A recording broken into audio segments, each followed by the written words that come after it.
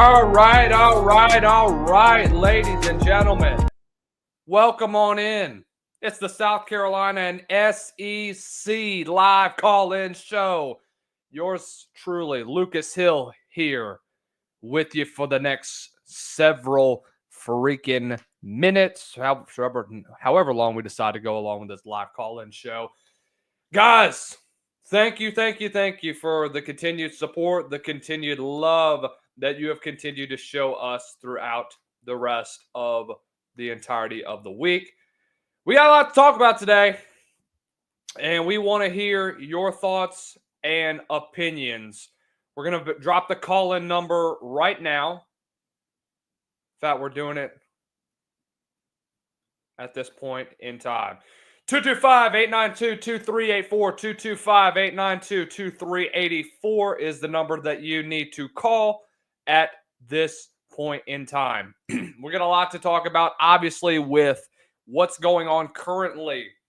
North Carolina potentially entering the SEC. The ACC expected to lose at least two potential programs within that time frame. We'll see how that turns out. We'll see if that ends up being anything significant.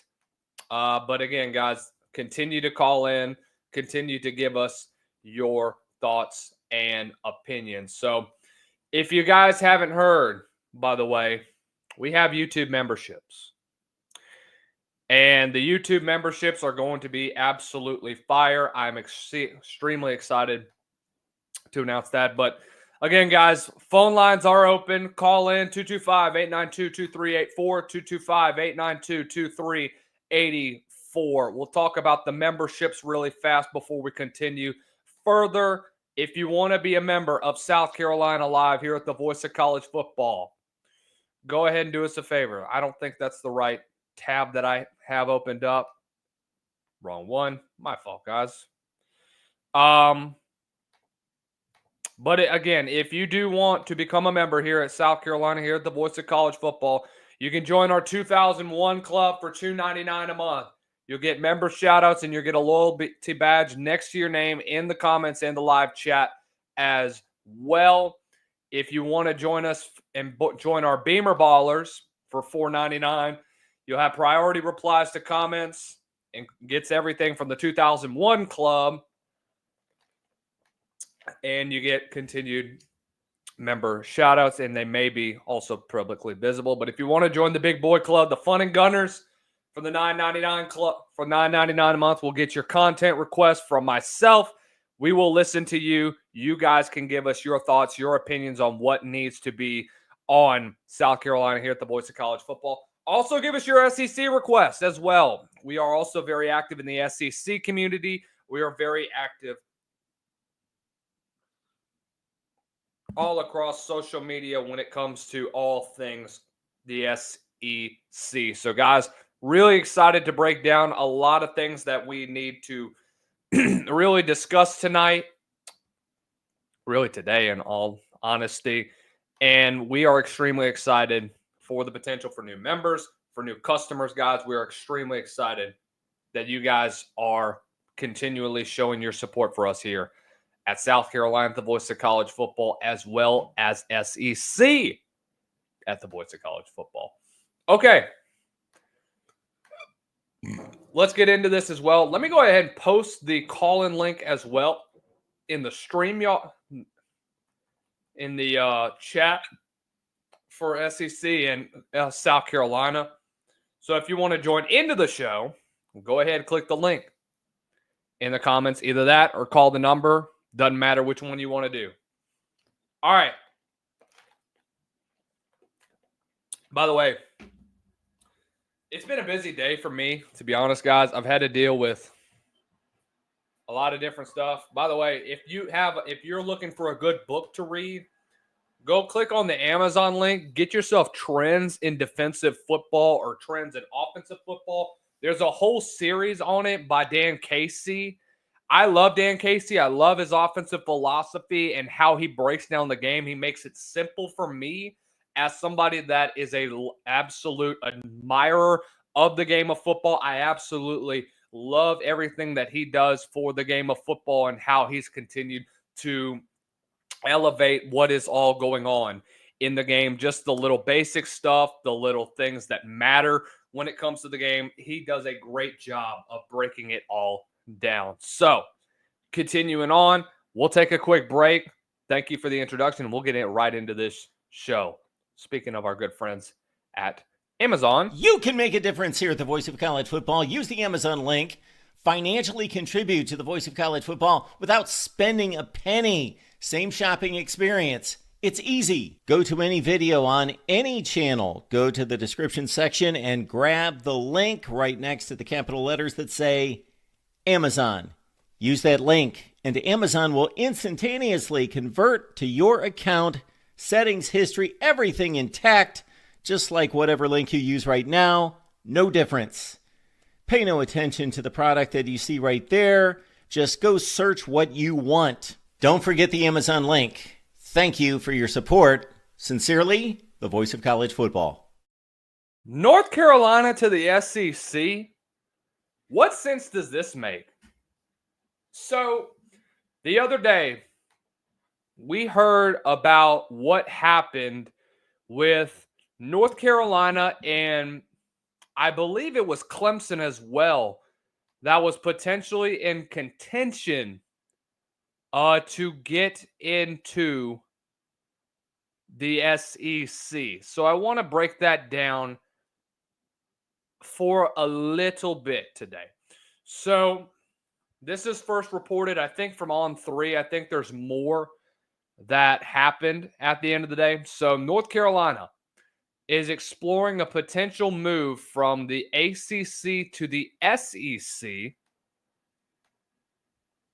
which to me doesn't make a whole lot of sense. So let's bring it up. Read it to me. A Tuesday report from our guys over at Inside Carolina, which is basically North Carolina's affiliate. North Carolina could be exploring a move away from the ACC to the SEC in the near future. UNC could even be considered at the front of that pack whenever the next round of conference realignment happens, which all likelihood could happen at the end of the decade, which I think is considerably interesting knowing where we are with the state of college football. And so nothing is going to happen in the next couple of weeks, couple of years. This is something that is going to take a while because realignment takes a very long time. It takes a lot of money. It takes a lot of buy-in. I think it takes a majority ruling from the conference from all the conferences around college football. The buyout has to be complete, which right now, by the time we get to 2030, the ACC exit fee will drop from $93 million in 29 and 30 all the way to a flat $75 million with the 2030 and 31 academic year, which would figure to become an important final line of demarcation if the Tar Heels haven't made their departure from the ACC sooner. I don't expect them to leave the ACC anytime soon. It would be a mistake if they did because you'd be wasting a lot of money. Don't rush to leave your conference. You're not good yet. You're not relevant really in football and or basketball, in my opinion. And we talk all this stuff about how the ACC is keeping up with the SEC and how the ACC has been taking jabs at the SEC over the last week with media days and all this other stuff. But history proves itself, guys. The ACC has not been able to compete with the SEC in regards with NIL, in regards with on-the-field products, and with regards to everything in between when you talk about where they are as a whole. It's not going to happen anytime soon that we see a school from the ACC go into the SEC and have immediate success. This isn't going to be a Texas story, guys. This is going to be if, let's say, Clemson and North Carolina both enter the SEC. Let's say they both do at the start of the decade. What does that mean? Well, you're going to have a regular schedule where you can't have a cupcake schedule like what Texas had the first 2 years. You just can't. It's not going to help you at the end of the day.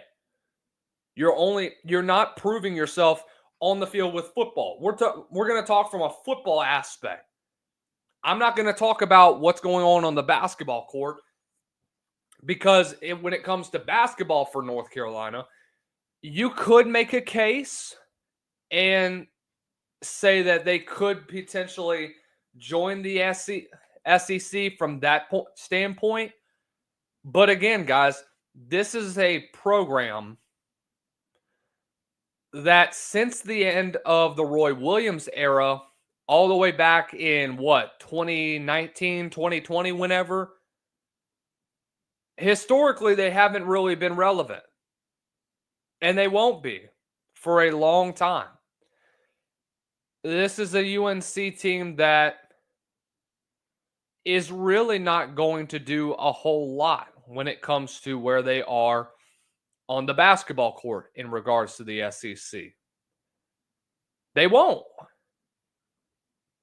21 was the end of the Roy Williams era.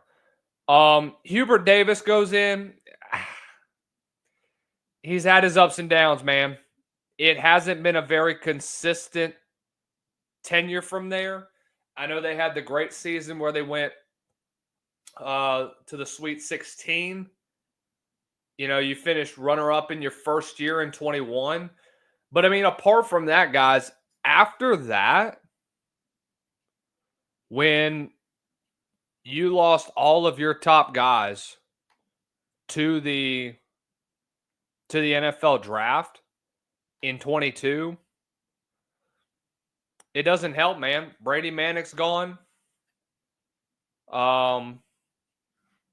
Seth Trimble, he was supposed to come in.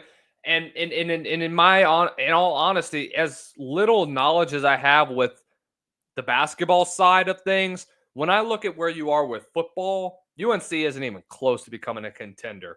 Not even in their own conference. Do you think having Bill Belichick will change a thing? Hell no. Hell no, it doesn't. It just won't, guys. You can say, oh, well, they're getting close. Oh, they're getting this. Nothing is going to change until you actually start producing on that side of the field. Just saying, man.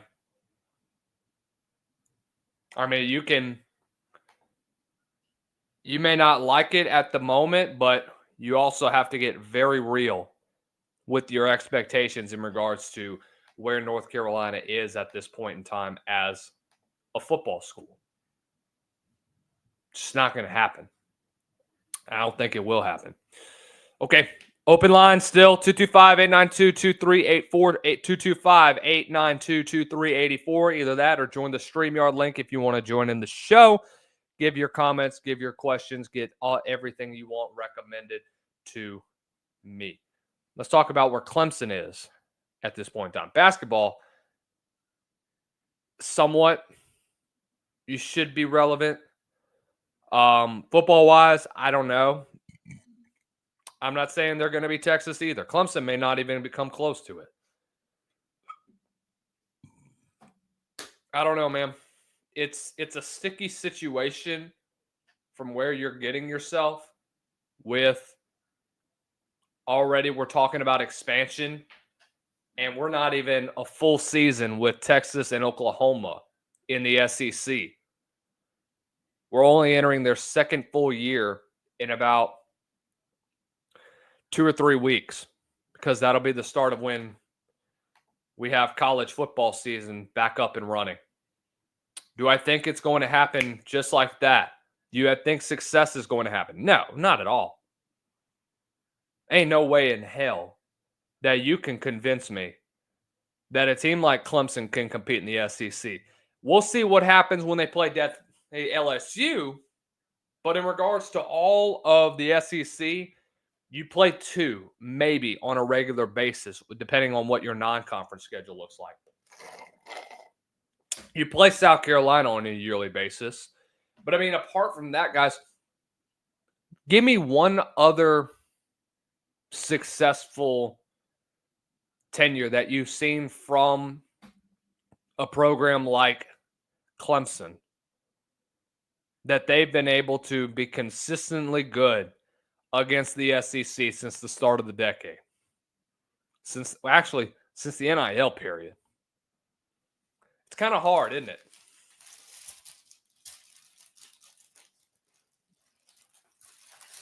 I like these daggum snack wraps. And let me tell you, these snack wraps are somewhat overrated when it comes to McDonald's. But this is the best thing that they've had on their menu in a very long time.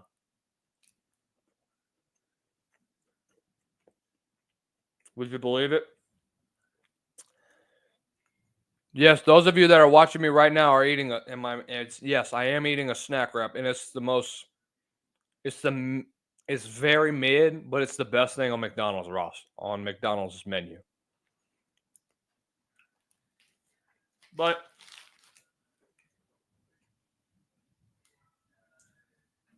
when we talk about expansion, you got to be real with your expectations at the end of the day. Is it really going to help you with more than 16 in a conference? Because from what I'm hearing, the ACC is going to break off. Majority of your blue bloods are going to go to either the Big Ten or they're going to go to the SEC, and the rest are going to break off into the Pac-12, into the Big 12. I don't think this is true, so don't quote me on this, but it doesn't make sense. So you're going to expect a team that's, let's say Florida State, let's say they end up in the Pac-12. Not saying that it'll happen, but let's say that based on the trajectory of their program, they end up in the Pac-12. You're telling me they're going to fly cross country, go to frickin' Tacoma, Washington, go to Seattle, go to the West Coast, go to frickin' Pullman, go to Fresno. You really think that's going to work? It's not. It won't ever work. It's the dumbest thing that I've heard, that the ACC is going to split up and then boom, we're going to have all these different ACC teams in different conferences. It won't work. It will never work. Besides, the Pac-12 is pretty irrelevant at this point in time. That's why I'm all in with this Super League, guys. If we get this Super League in college football, think about how huge that would be for the trajectory of where we are in the sport today. Because it really does kind of matter when we talk about realignment, that it'll be easier for programs to go in and out of the Super League. It'll be easier for just having easier for conferences determining a national champion. You won't have all these upsets like, oh my goodness, you had this 21 seed that beat a 2 seed or whatnot. I don't know. You won't have any of that garbage. Will it make a whole lot of sense at the end of the day? No, not really. But I do think that at the end of the day, when you talk about where this Super League could end up, it could be a very beneficial thing for college football at the end of it all. So that's my thoughts. What are you guys' thoughts? But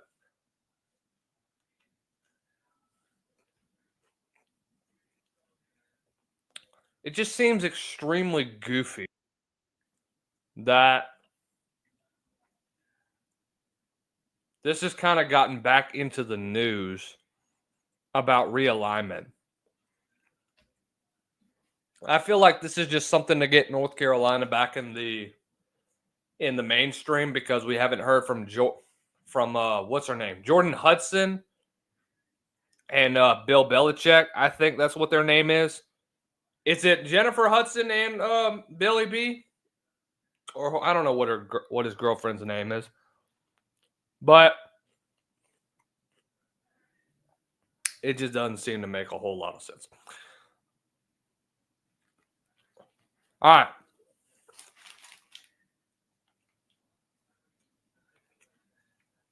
Like I mentioned already, phone lines are back open. 225-892-2384.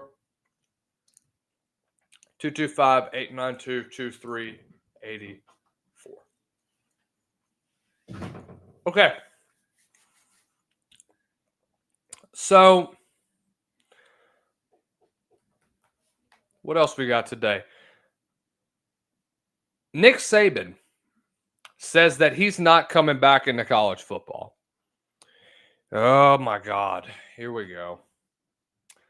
You know, I think that should anybody really even be believing Nick Saban at this point in time, knowing what's happened before?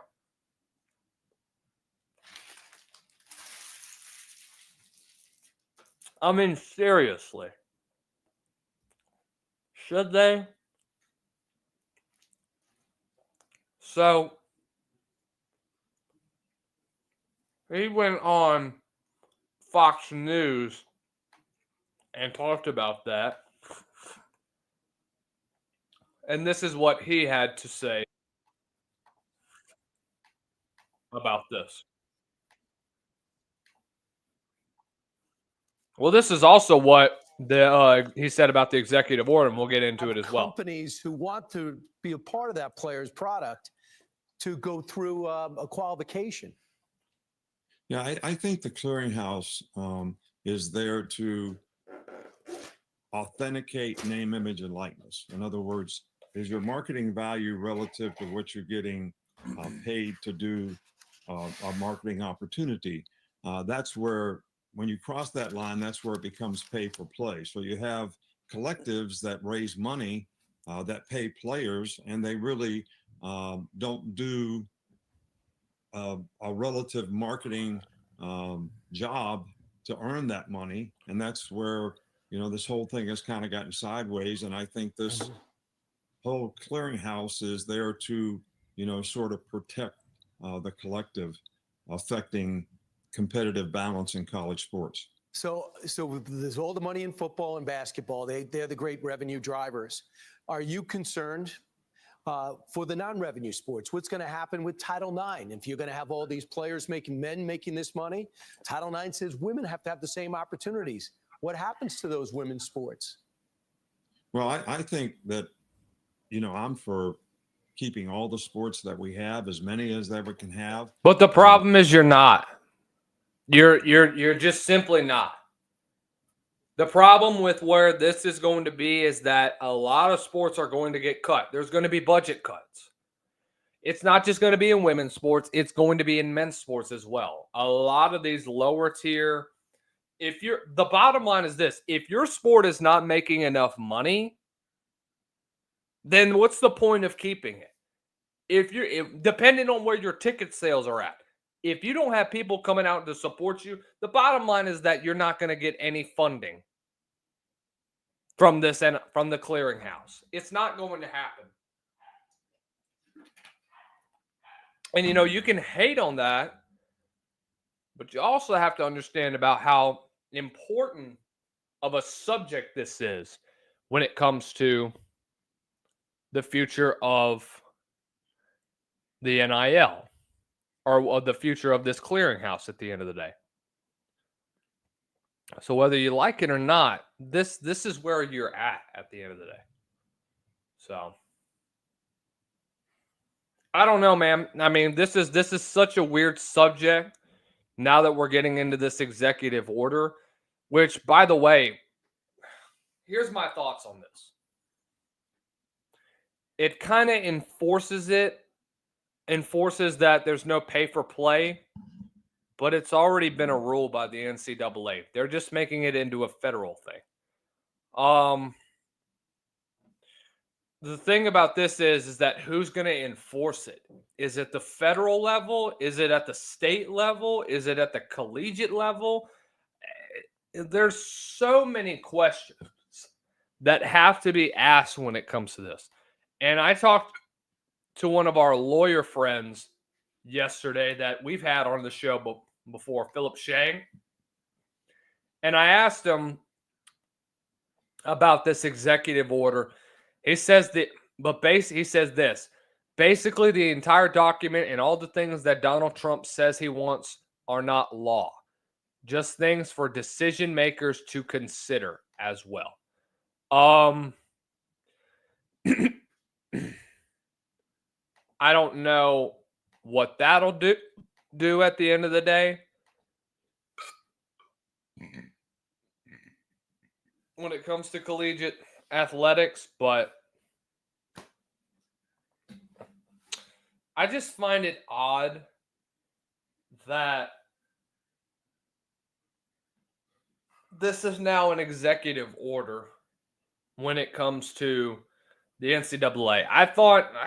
I'm not saying I disagree with where it is. Yes, do I think that pay for play should be a thing in college football?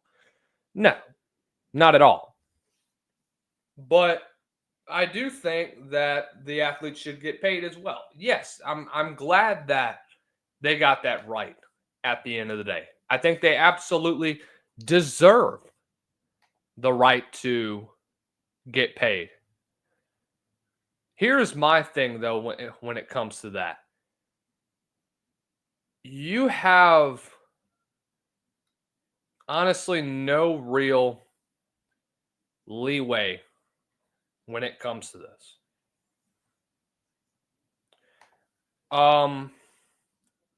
It's fairly difficult to go into that and say, well, there's no real leeway when it comes to where you are at the end of the day for the collegiate level, or any leeway when it comes to what colleges are getting offered at the end of the day. I don't know how really all that works. If one of y'all know how it works, I would really love some help. It would really appreciate it. But I don't know really if this is going to do anything. I don't know if it changes a whole lot. Does it make sense to me? Maybe. It's difficult for me to get into that and say this is either not this is a good decision and this isn't, or this isn't a good decision. It's literally just an executive order. There's no bill, there's no law to it. So I don't see how what this does to affect the collegiate game at the end of the day. I don't see what this does to affect any sort of really anything with the collegiate game. But I don't know, man. It's there's so many moving pieces and moving parts when it comes to this that I'm unaware. And I just don't know when it comes to where you are at the end of the day when it comes to this executive order. I feel like it's just reiterating what was already said. That's just my opinion. I could be wrong, but again, we don't know at the end of the day. All right. So some more news just came out just now when it comes to the Boo Carter situation. So Boo Carter, he came out a couple weeks ago from one of our Vols insiders and said that he was having disputes when it came to his payment the other day, and how he wanted to get paid like Nico, but he hasn't played like Nico, even as a DB. He's just not that good of a football player. I mean, I'm sure he is. I've watched his highlights. The kid is an absolute talent, but he's not to the point of where he should be getting Nico Yamaialava money that he was asking for. And the big difference in this is that this isn't Nico talking. This is Boo Carter himself talking. Well, this isn't Nico's dad that's talking in Boo Carter's ear. This isn't Boo Carter's dad that's talking in Boo Carter's ear. This is Boo Carter saying this himself. So I think it's pretty disrespectful that he's coming out to Josh Heupel and saying, well, I need more money. He's holding out of camp, which I've been telling you guys since February was going to happen. But the main thing about this is that realistically, when you come to a program like Tennessee, Josh Heupel has already set the example. Now the ball's back in his court. Is he going to be able to uphold that standard and continue to set the precedent for what is to come in the next few years? He's already done it once with Nico. Is he going to do it again at the end of the day? Jansen Roberts comes out and says, do you think Clemson has a realistic chance of getting an invite to the SEC? Not until the end of the decade, probably. But I don't agree with the decision that they should go into the SEC. I think they get the floor mopped up. I don't think that they're going to recruit well at a high level when they're in the SEC. I can tell you right now, even with high school recruiting, they're losing the battle to South Carolina sometimes as well. You know, you talk about the number one overall guy in the state of South Carolina. Where does he end up going? He stays in Columbia. It's not just what happened in 26. Look at what happened in last year. Donovan Darden, who's now a South Carolina Gamecock. You look at not Donovan Darden, but guys like Malik Clark, Donovan Murph. Sure, you may have lost out on the number one overall guy. Are you going to be able to recruit at a high level? That's my thing. The only thing that I have when it comes to where South Carolina is at is that, I mean, the bottom line is this. Clemson has been getting out-recruited out in the portal over the last 4 years up until this past year when you finally got some guys. You got 3, but you got quality guys at the end of the day. South Carolina, though, has still been out portaling you. And he also says, Clemson is 78 miles from Athens. I'm having a hard time getting my head around Georgia and South Carolina ever agreeing to that. UNC is an easy choice to bring into the conference. Well, maybe for basketball, football-wise, though, they get their ass handed to. North Carolina would, in my opinion, probably be worse than where Vanderbilt was at before this past year. I don't know what Bill Belichick is going to do, but from right now, from what I'm looking at, 7-5 in the ACC is like 5-7 or 4-8 in the SEC. I promise you, if North Carolina and Arkansas were to switch and Arkansas play North Carolina's schedule, they'd be an 8-4 or 9-3 program consistently. That's where I see North Carolina is at right now. They're kind of that either Arkansas or teetering on that Vanderbilt era. Maybe even Auburn as well. But oh hell no. I don't like it that that they're even considering moving from the ACC to the SEC. The fact that North Carolina of all programs. Basketball is one thing. You could possibly contend there. Football, oh my God. Hell no. It's not even happening, dude. But like I said, guys, let me know what your thoughts are at the end of the day. Call in number 225-892-2384, 225-892-2384. But back to Boo Carter. So this is what our good friend over at Vol Scoops just tweeted earlier today. He says, I'm hearing Tennessee safety Boo Carter is expected to report to fall camp on Monday and will be at practice on Tuesday. This one has a lot of twists and turns, so nothing is concrete until he is in pads and practicing. But I expect Boo to apologize to his teammates, and I trust the staff and leadership council on this team to make the right decision for the culture team.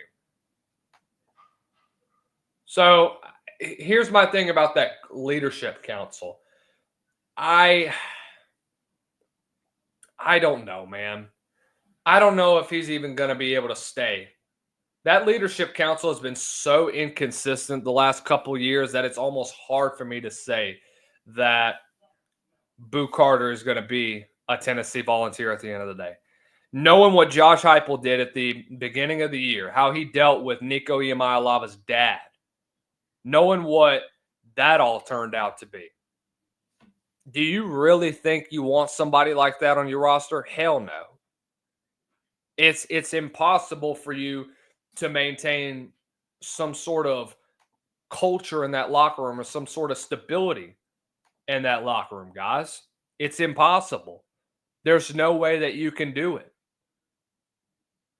Absolutely no way that can even come close to happening, guys. If you really genuinely think that Boo Carter could be a Tennessee Vol at the end of the day, you are a damn liar. You are lying to yourself and you are lying to those that are around you. It's not going to happen anytime soon. It won't happen for the next several weeks. My expectation is that he will enter the portal within the next few weeks. Do I think it's going to be this next week? No, I don't think. I think Boo Carter may end up ghosting. If he does end up going to fall camp, I'll be shocked. But I also won't be shocked if he doesn't even come to fall camp because I just don't know what that kid is going to do at the end of the day. No shot whatsoever that Boo Carter ends up staying in Knoxville. There's no way. Speculating is that UNC announces in 27 or 28 and comes to the SEC in 2030. Texas and OU announced 3 years before they actually joined the SEC. I can see the same for UNC. Well, their buyout to go into the SEC, if they were to wait until 2030, it'd be a $75 million buyout, which would be much less expensive than if they did earlier. So they could buy out in 2030 and join the conference by 32 or 33. That's just my opinion in that point. I don't know if that will happen, but I do suspect something like that will occur at the end of the day. Am I solid and firm that it's going to happen? No, not officially.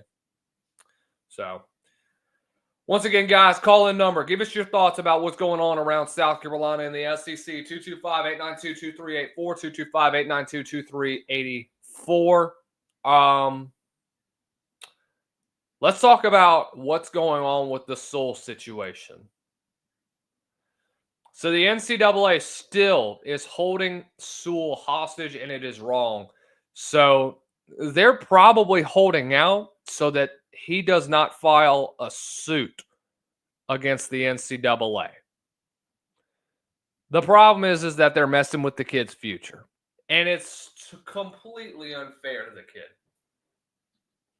He's a genuinely good kid. And the fact that you're messing with his future, the fact that you have continued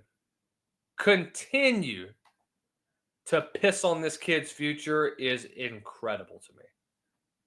The fact that you have continued to show no sort of, let's say, hell, I don't know, just whatever sort of crap that you see at this point in time. It's not going to happen. The NCAA, oh, we have a caller on the line, by the way. All right, you're on the phone with Lucas Hill. This is the South Carolina Live call-in show. Who do we have the pleasure of speaking to? This is Austin, Mr. Lucas. How are you doing today? What's up, Austin? Good to see you. Just calling to talk a little South Carolina football with you and talk about the season ahead, because it's a very interesting season, to say the least.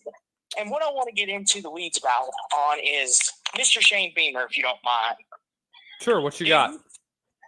Do you think that Shane Beamer is always going to be one of them coaches, when there's expectations put on him, that he underperforms? Because it seems like whenever there's no expectations, he kind of blows you out the water. But then when there's expectations, he underperforms a little bit. What do you think? Well, you brought up a great point, Austin, because I've said this on my show multiple times. If you're a South Carolina fan, you got to keep expectations low. 22 is a great example. When you went after that season, you finished 6-7. Fans aren't really expecting much of a real resurgence, I'd say, even though you heard about what's going to happen with Spencer Rattler coming in, and all of a sudden you start the season off kind of rough. You get blown out by Arkansas, you get blown out by Georgia, and then you go on a great run. You beat Clemson, you beat Tennessee, you beat Kentucky that year. You end up in the Gator Bowl and falling a touchdown short. You go to 23, you're expected to potentially compete in the SEC East. You fall flat on your face, go 5-7. 24, low expectations. You shock everybody, go 9-4. 25, in my opinion, you have arguably your best roster. You have one of the best coaching staffs in college football. But the problem with where South Carolina is at is your back seven. And realistically, if I'm a South Carolina Gamecock fan, I got to keep it low. This is a pretty relatively good schedule. It's a favorable schedule if you're South Carolina. It's one I think you can potentially steal a few wins here and there. You could play spoiler to Alabama. I expect them to be 8-4 at the end of the year, including a win against Bama at Willie B. I could also see them being 5-7 on the low end, or potentially being a 10-2 program and contending for a college football playoff. There's just so many opinions up there, Austin, that there's no real solid ground that you can find with South Carolina and company. But to your point about Shane Beamer, this is not really all on Shane Beamer. It's all on your coaching staff. And it starts with how your offense and defense have done. 23, defense was a low point. Last year, got off to a slow start on the offensive side of the ball. You improve on that Clayton White defense, and you finally got the personnel you needed to put it all together on the field. And you saw what this team could look like in the last 6 games of the year. Yes.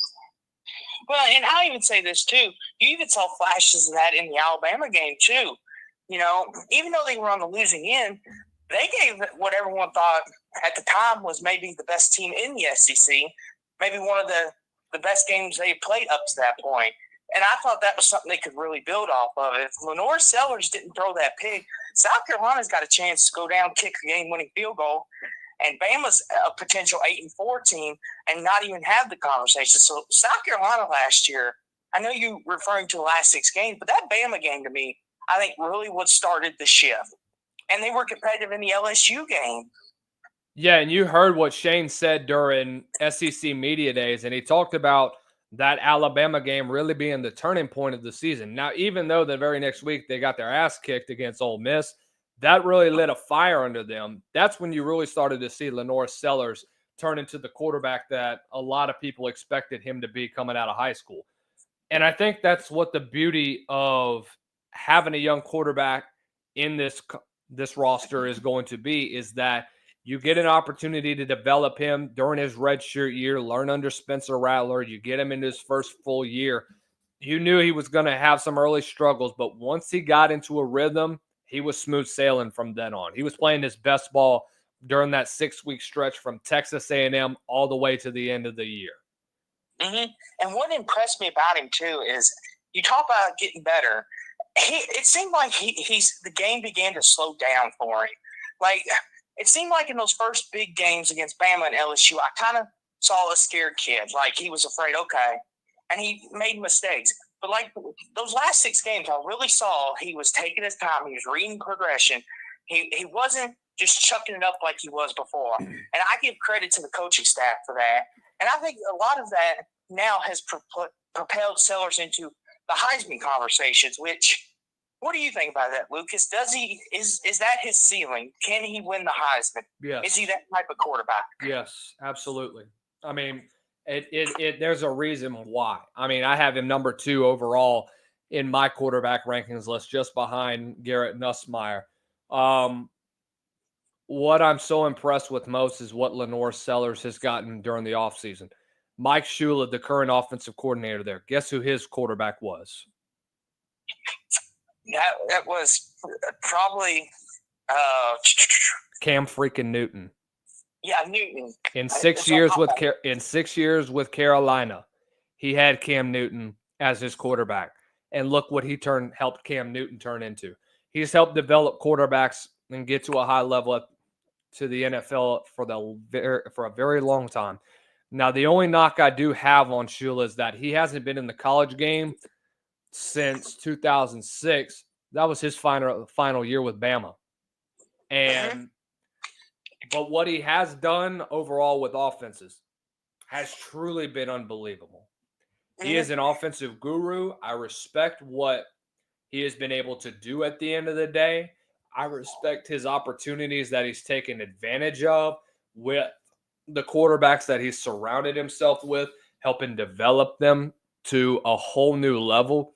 In my opinion, I think what Shula did was that he saw what Gus Malzahn was running at Auburn in 2010 and 2011 or whatnot, and he translated that over to what Carolina was running.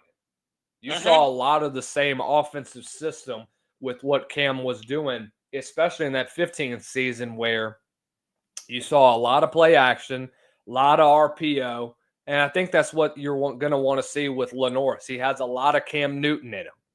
I think this kid is – and when you get into draft evals, you're going to see size and frame is going to be just like Cam's was in 2011.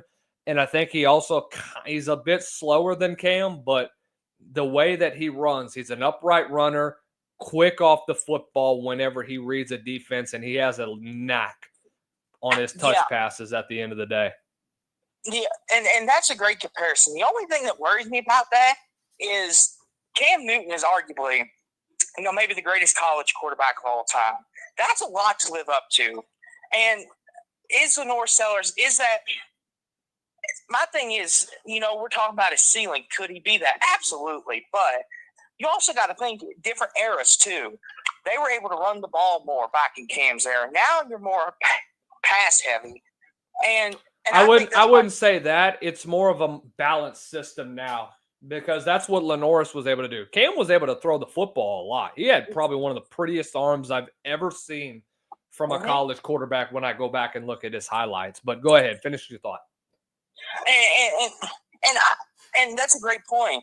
It just seems to me when you compare these great quarterbacks, and we all compare great quarterbacks. I've heard some people compare Lenore Sellers to Lamar Jackson, and I'm like, that's a very big comparison to live up to. I've heard Cam Newton a couple different times, and it's just like, for me, when you compare these great quarterbacks, these all-timers, and with such a young guy like Lenoris, who's only in year 2 or 3, I think he's in year 3, right? Lenoris is in his second full year as a starter, but this is his third year at South Carolina. Okay, so he's still a pretty young guy, so to speak. He ain't, not really. I mean, he spent 2 years in Oklahoma's system, but I get what you're saying. And what I say to that is, too, so it's just like, is the pressure going to be too much for him? Is kind of the point I'm making. These comparisons. Because what if he goes out week 1 against Virginia Tech and underperforms heavily? I'm not saying he will, but could those all-time comparisons and all these pressures, could it get to him? Could it mess with him? No. Just in my opinion, no. And I'll answer that question first, and I'll answer your second question a little bit. But no, I mean, I've been in his shoes a little bit, not as a quarterback, but just as a player in general. It's not always about when it comes to what you do on the field, because you're going to have a lot of noise that people are going to talk about in the background. It's not just from scouts, it's from your friends, your family, from fans on Twitter. That's where I just block everything out and I just focus on what can I do to elevate my game at the next level. Go ahead now. Mm-hmm. And the thing too about that is some quarterbacks handle that different. Like, one of the big knocks on like Lamar Jackson and Justin Herbert, they were always quiet. They made mistakes, but they never showed it. And I think a lot with talking about blocking it out. And you'll hear reporters ask these quarterbacks all the time, "What were you thinking?" or "Why weren't you this?" or "Why weren't you that?" And they would give them these answers, and it almost seems like the media tries to feed into, like, try to get them riled up. And I just wonder, as a young guy like Lenore Sellers, who's carrying the weight of a program on his back in South Carolina, who's the face of the franchise right now, the man that everyone's counting on, is it too much for him? Could this be too much for him? No, because you're going to have to do that at the next level. You can't buckle down and just cave in to the media. See, the media likes to point their own narratives. I'm part of that, and I've interviewed guys from New Orleans Saints games. I've been to many different college football events, and I've seen and heard media personnel talk about this specifically. It pisses me off because, in my opinion, most of the media doesn't need to be covering the sport of football, and because they have no knowledge of it. They don't know what it's like as a player. They don't know what that's like being in that locker room, what the pressures that they face, what their fans are talking about. They don't know. And what I want to point out too, Lucas, is like, I used to watch show for a got canceled, The Facility, James Jones and LaShawn McCoy, Emmanuel Acho. Okay. Those guys were former players, but when they said something, you believed it because they were on the field. They've seen it all. Yes. So when they say it, I'm like, okay, they've got validity. They've been there. But when you got these Colin Cowherds and you've got all these ones that have never done it or never taken a snap or any of that, say, oh, this guy stinks. That's where I get mad too, because it's just like, listen, he had one bad game. Let's not throw the baby out with the bathwater. And I feel like they do that to all these young quarterbacks. All I can really say is that's the media for you, brother. I mean, they're just trying to do it to get a sound bite at the end of the day from most of these coaches and or players, dude. And most of the time it works. But that's where Lenoris has to come in, be level-headed, and just focus in on what's important at the end of the day. And that's continuing to develop himself, be the player that he can be, especially at the next level. Because when you look at an NFL draft scout, they're going to look at that same thing. How is he with the media? How has he been with the money? How has he been with just learning under a new offensive coordinator, having been under two offensive coordinators in his lifetime, learning under a quarterback like Spencer Rattler, and continuing to develop his game at the next level. And what I want to say is this too: is I had kind of a hot take for you. About South Carolina. Would you be shocked at all if South Carolina is playing for the SEC championship this year? It depends on what the head-to-head matchups look like. If they end up beating Bama, if they beat Ole Miss, and if they get past LSU in Baton Rouge, then yes, I'll be shocked. I don't see it happening, but it would certainly be a heck of a way for Lenore Sellers to end his career. Because the reason why I bring that up as a hot take is because I've seen some people say maybe South Carolina could be that team like an Arizona State or a team like that no one thinks is coming, and then all of a sudden here they are. And because you look at the SEC from top to bottom, you got your Kentuckys, your Mississippi States, so the lackeys, so to speak. But you look at the top, you've got Texas, Georgia, Bama, Ole Miss, Tennessee, all those teams, and you tell me South Carolina, I kind of pause and be like, okay, like, what exactly does – first I look at the schedule, and then I look at, okay, who are you playing where? So when I hear people say South Carolina this year, Lucas, I kind of pause, and it's nothing against South Carolina. It's just I don't see them as a SEC caliber team, championship team. I don't know if you agree or disagree with that, but that's just my opinion.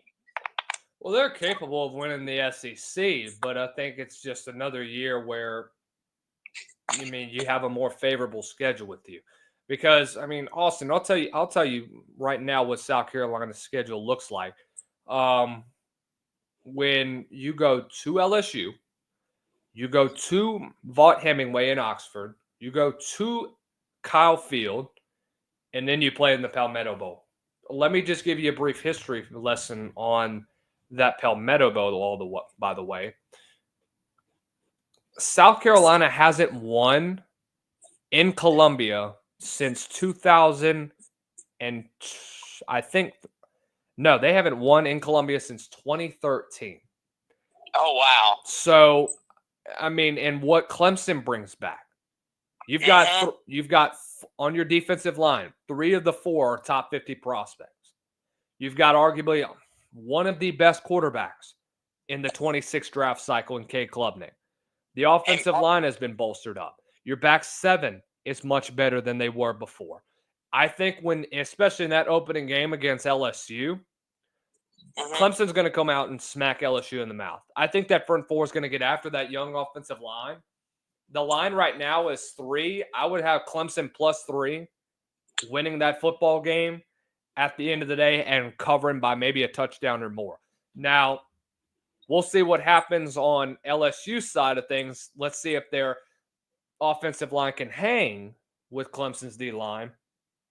But, I mean, with what you saw, I could definitely see this game potentially being what Garrett had against Texas A&M. He's going to be running around. He's going to try to get outside the pocket, and he's going to try to be something he's not. And Garrett has to realize he doesn't have to be freaking Jaden Daniels like we've talked about all last year.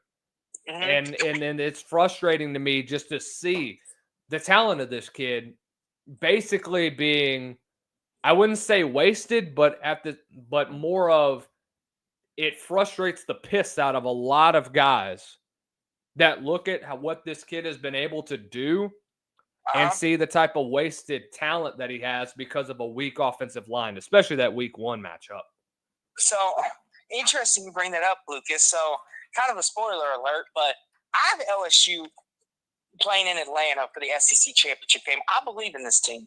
And I know some people say that's not a smart bet to make because of Brian Kelly. I really like what LSU has got. I know you mentioned the young O-line. That does concern me, especially against the front 7s. But I really do think Garrett Nussmeier, he showed me a couple things last year that I believe he showed me the Joe Burrow-esque poise against Ole Miss. The game at home in overtime. The back of the end zone throw to Kyron Lacey on, I believe it was 3rd and 14 in overtime. Yes. One of the most beautiful throws I've ever seen a quarterback make, under duress and everything. And if they don't get that, it's 4th and 14, and the chances of converting that are very, very slim. And Ole Miss wins the game because they were up by a field goal, I believe, after that. So to me, it wasn't a 3rd down. It was, I think, 1st down. Or are you talking about the one that he threw near the end of the 4th? The one near the end of the 4th. Okay. Yeah, end of the 4th, not overtime. That throw, yes. That was a beautiful throw. And even there's not many quarterbacks I could see that can make that like he did. And the thing about it, too, is to have the calmness to just stand, deliver that, and take a hit, too. It just showed me a lot about him, about his moxie. I know he had the bad game against A&M and had the terrible game against Alabama. But I really do think LSU's defense, I think, will carry the way this year. I really like what they brought in, and I think their defense is going to be phenomenal. I don't know if you agree or disagree with that, Lucas, but what do you think? Oh, no question in my mind. I think that a guy like Garrett Nussmeier has the potential to be one of the best quarterbacks in the SEC. That's why I have him number 1 on my rankings. I think LSU as a whole, however, defensively, they can be the most improved in college football. You look at what happened 2 years ago, and you look at the transformation that Blake Baker made in 1 year. I'm not saying everything was perfect, but I do think that overall, your defense really stepped up I would say going back to that Florida game. Well, I will say this. The best games that I saw LSU play last year, Arkansas, Ole Miss, Baylor, Vandy, Oklahoma, and I'd say the defense played really well against Texas A&M when the offense wasn't throwing the football the other way. Because if you remember during that A&M game, LSU's defense got put on the 30-yard in the red zone, I think 3 times off of turnovers. Yes. And they were put in really bad positions. But the problem is they couldn't stop the option game. Can you shut down a running quarterback? That's your number one goal if you are Brian Kelly and if you are Blake Baker and company.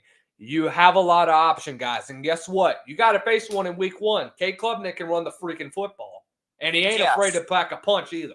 The kid was a really solid runner last year. Many people forget that that's a good part of his game, about how shifty he is out of the backfield. Look at the run that he had against Pitt to win that football game. I remember, sorry about cutting you off, but I remember watching that with my friend, and I told him, I said, Klubnik's going to take this to the house. And immediately, he got popped, and he was still going. And my friend was like, you got to be kidding me. That dude just popped him all the way halfway across the field. And I'm like, yeah. I tried to tell you, Klubnik's a tough son of a gun. I don't care what anybody says. Dude reminds me of Justin Fields. It doesn't matter what he gets hit with. He's going to get right back up, and he's just going to go right back down the field on you. That's the kind of quarterback he is. And that scares me, having to play him every year in the ACC as a Louisville fan. Shoot, what y'all think about Miller Moss this year? He's got a hell of an arm.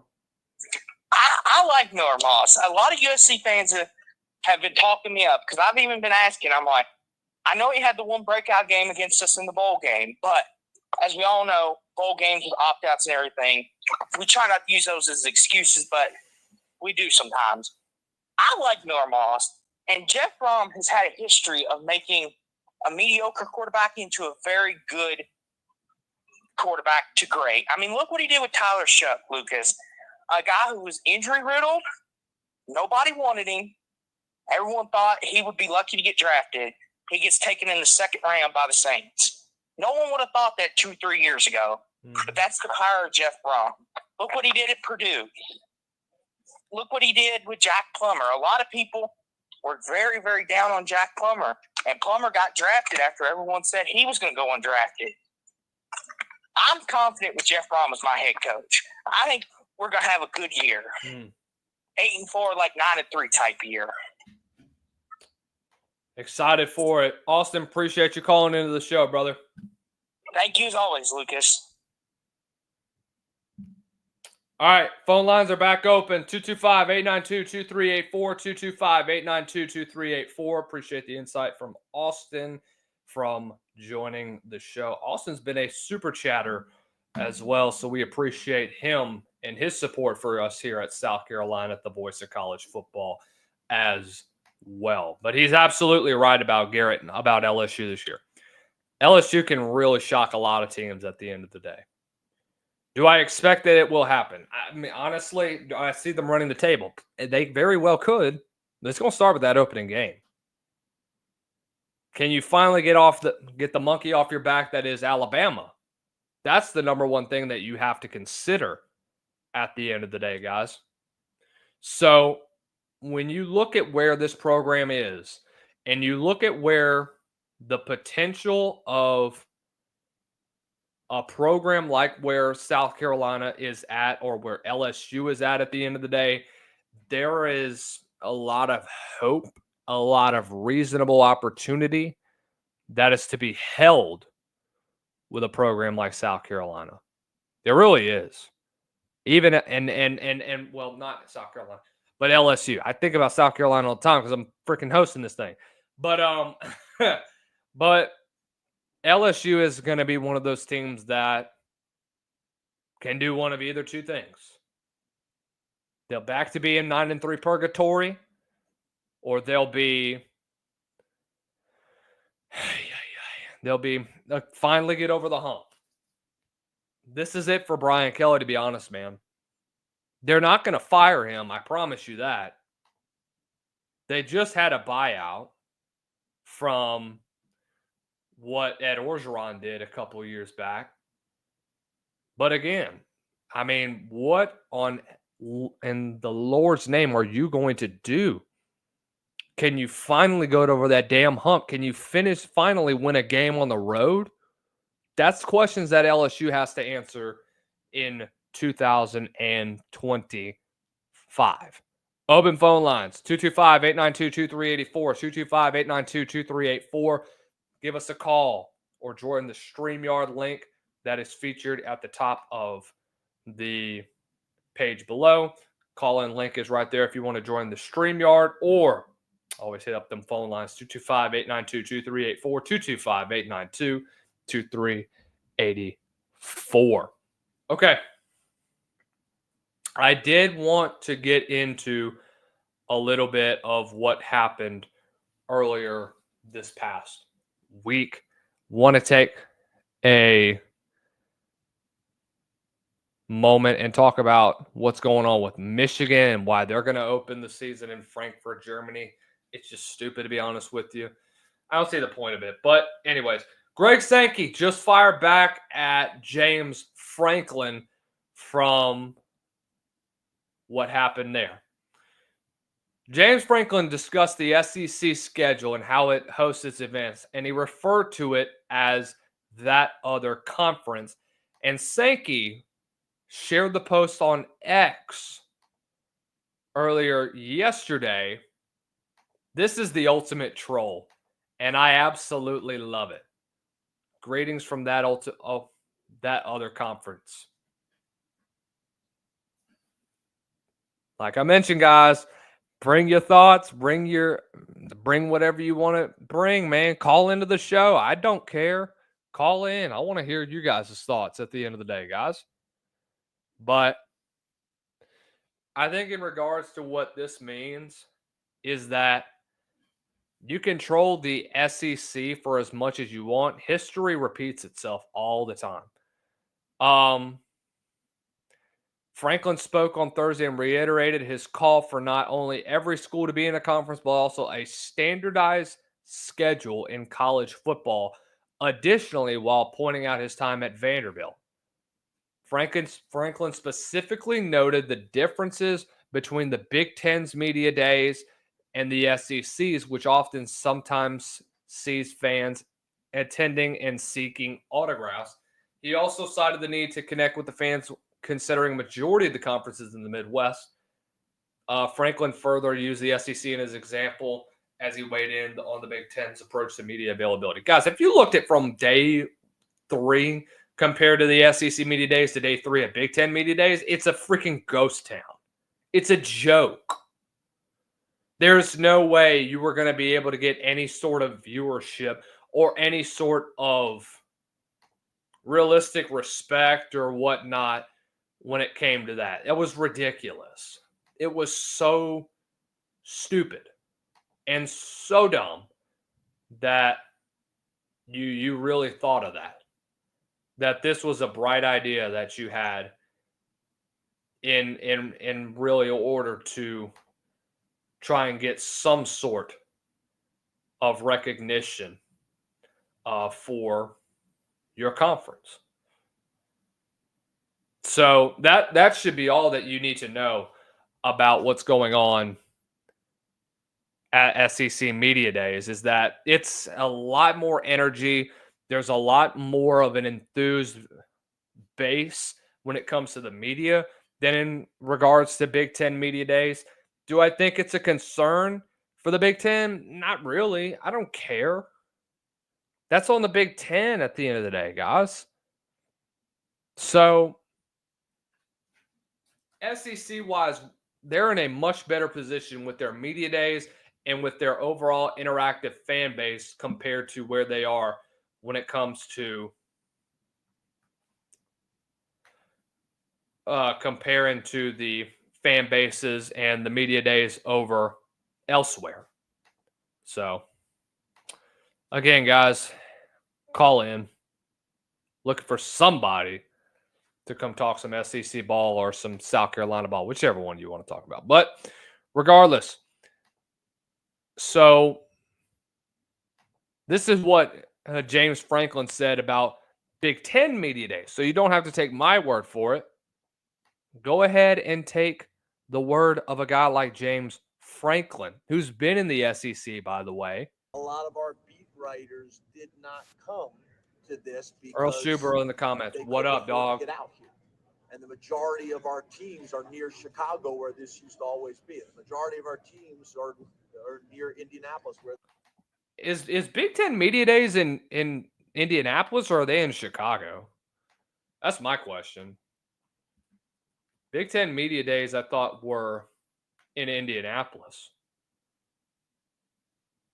I could have sworn it, but I guess I could be wrong. But whatever. They're in Vegas. They're in Vegas. Okay. Why are they in Vegas? That's so stupid. But whatever. Guys, call in number 225-892-2384, 225-892-2384. Okay. I've got something. When it comes out to the Nico situation, remember when we were talking about the Boo Carter situation? Well, Nico Iamaleava just revealed about the biggest misconception about his departure from Tennessee and the transfer to UCLA.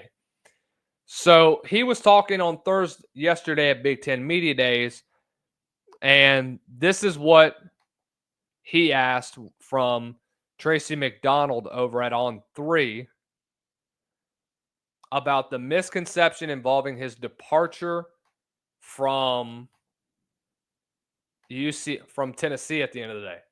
Earl Schubel talks. I was watching the Fine Bomb show the other day, and somebody said the SEC only ran by 6 programs since like 1962, and it's a weak conference. How the hell is it a weak conference? Okay, go ahead and put your own respective school in the conference. Let's see how you do then. That's what I want to know. Go put North Carolina's going to be freaking mollywopped on a regular basis there. But here's Nico on his old situation. And I know a lot's been written, a lot's been said about your exit from Tennessee, but you've kept quiet on social media. I don't think you've addressed any reporters. Because your dad's basically taken over your social media. One thing that you'd say is a big misconception or just something that's just flat out wrong that it's kind of been going around? Yeah, man. I'd say that my decision to leave was extremely hard. One of the hardest decisions that I ever had to make. Bull. But family. Family was the biggest thing to me. And I wonder why. About financial stuff. It was never that. It was me getting back home closer to my family and playing at the highest level with my family support. So, our Samoan culture, we're always together, and that was a very important thing.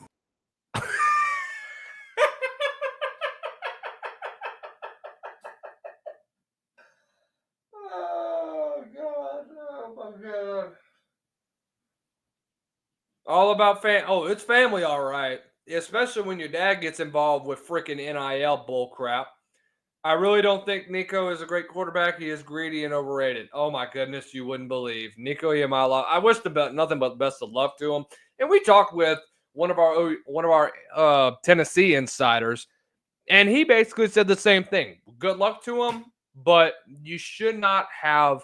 He let his family and he let other outside sources like agents and all these other guys that came in to the mix and let them affect his decision at the end of the day. It wasn't a good decision. It was a horrible freaking decision to even let your dad in the first place be involved in your NIL deals. Now, sure, you want your parents in there, but when your dad's on social media talking all this mess about how Tennessee's screwing you over and how that you need more money than what Tennessee's offering you, that's bull.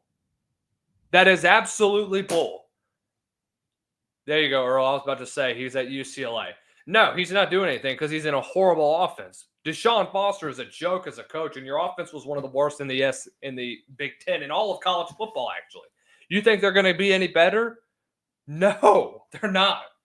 But again, this is the hypocrisy and the idiocracy that we have right now in college football. This is just so stupid that we have considered a kid like Nico Iamaleava, which, again, I have nothing but love and respect for him. The fact of the matter is, is that he allowed other people to get into his own financial corner who have no clue about what was going on at Tennessee.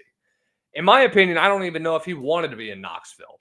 And he says it's all about family. Sure, he can say that. But again, when it came to your NIL deal, you're making less at UCLA now than you were compared to where you were in Knoxville. You're not in a great place. Let's just be completely real about that. Nico's a West Coast kid. Glad he's back on the West Coast from Long Beach. But again, at the end of the day, it wasn't a good decision for him to even consider wanting to transfer. It was a stupid thing. But again, he wanted a rework of his NIL deal because his dad said something about it. And then the agent got involved. And then that's when the whole mess started. That's when you started to see garbage like you wouldn't believe, guys. And there is nobody that is to blame but the people that are in Nico Iamaleava's corner and those that were involved in the handling of his contract that should have never, ever been involved. Never. You have nobody to blame but yourself. You have nobody to blame but the people that you surrounded yourself with. And you can say it was a family thing. That's what you have to say. We all know the real reason why. And I'm not disregarding his family or whatnot. What I'm telling you is that you have royally screwed over so many fans that fought for you, that were there for you, was ridiculous. Earl, what did those comments that Red Lashley threw out about the SECs too? Dude, freaking Rhett Lashley is funny. The top heavy comment from Rhett Lashley. Dude, Rhett Lashley is a former offensive coordinator at Auburn. Rhett Lashley was in the SEC. Of course, he's going to say that because he wants to support his conference, but he knows the truth. Not a single one is different. That's top heavy, and that's not depth. Okay. If it's top heavy, that means who cares if it's top heavy or top depth? There's a legacy behind it. We've talked about this over and over and over and over again. Legacy matters. Legacy matters. Guess what? The SEC has that legacy. ACC doesn't. Before Florida State and before Clemson became relevant, it was the SEC. It has already been from that. He really couldn't find any big news from the SEC Media Day except for Mizzou being a joke. I mean, Lane Kiffin made a comment about Hugh Freeze. But, I mean, other than that, that was really about it. But it was good. It was a productive media day, I think, just in my opinion. I thought it was a really, really productive day from media days. I really, really liked what we got to hear from majority of our coaches that we got to listen to. I think Shane made some great points. But again, guys, I mean, this is just a slow roller to see what's going to happen in the near future for where the conference is going to be. So, last little comment we'll read, and then we'll get out of here. Hugh Freeze is a joke in the SEC. Dude, they've been a joke. Auburn has been a joke in the SEC since they let go of Gus Malzahn back in, 2019 or 2020? And then they decided to hire Brian Harsin, who was unqualified for it. So that's on Auburn at the end of the day, but there's nothing we can really do. Guys, that's going to do it for today on another great edition of South Carolina Live's call-in show. Again, thank you guys for tuning into the show, continuing to show us love, continuing to show us support. We're here to bring you all the best in regards to the SEC and South Carolina football. And until next time, ladies and gentlemen, Thank you all for watching. Continue to hit that like button, hit that subscribe button. Make sure you share this to all of your friends and family out there. And as usual, guys, stay blessed. Don't ever stress.